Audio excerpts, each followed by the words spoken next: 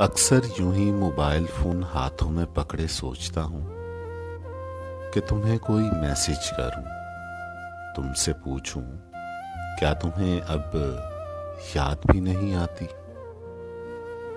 और फिर कहूँ गलती से हो गया मैसेज सेंड, फिर तुम पूछो कैसे हो, मैं गुस्से से कहूँ ठीक हूँ, तुम बेचैन हो जाओ और हमेशा की तरह किसी मासूम से बच्चे की तरह पूछो अभी तक नाराज हो। और मैं हमेशा की तरह कहूँ मैंने क्यों नाराज होना है।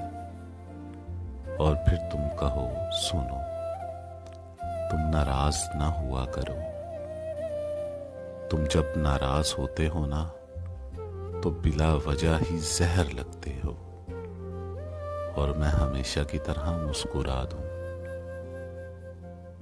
लेकिन जैसे ही मेरी नजर तुम्हारे मैसेज पर पड़ती है, मेरी सारी हिम्मत कहीं दम तोड़ देती है। मोहब्बत चुपके से कहीं छुप जाती है, लफ्ज सर्द पड़ जाते हैं, एक ही लफ्ज में उलझी रहती हैं मेरी आंखें। हमारा अब कोई रिश्ता नहीं रहा, हमारा अब कोई रिश्ता नहीं रहा।